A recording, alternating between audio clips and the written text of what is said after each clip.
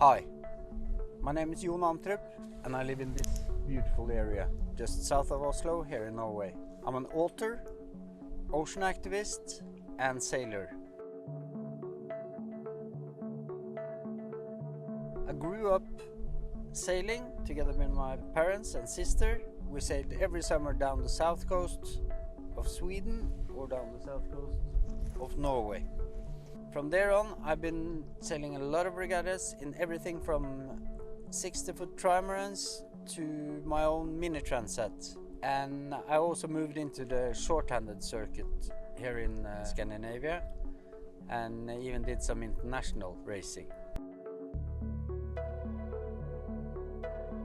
For the last 12 years, I've been focusing on the high latitudes and sailing up and down the Norwegian coasts, summer and winter time, and around Svalbard, Greenland, Shetland, and I can't wait to get away north this summer because I just bought a new 45-foot aluminium boat which I'm preparing for the high latitudes, and the plan is to sail north in the spring.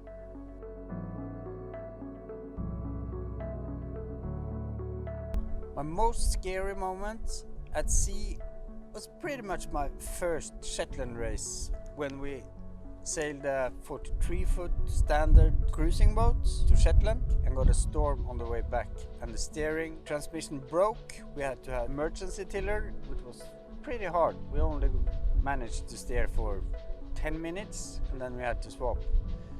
And the North Sea can be pretty angry when it gets stormy, but we made it, got to shore, got a burger and a beer, and I've sailed 13 more of those races.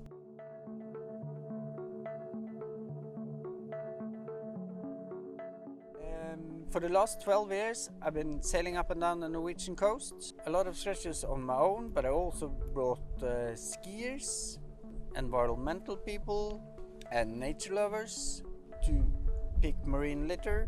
And I even wrote a book about high latitude sailing with Reverend Bob Shepton, who's a very experienced Arctic and Antarctic sailor. And the book has a very practical approach on how to prepare to sail in the cold. It takes you through boat preparation, food, permits, areas you really have to prepare for when you go off to sailing. Places like Svalbard, Greenland, Antarctica. When you get out there, there's basically nothing. You have to cope on your own. You have to prepare the boat, yourself, and most of all the team for the feeling of remoteness. It can be pretty overwhelming, but it can also be very satisfying to be out in the wilderness and only be dependent on yourself and the few people around you.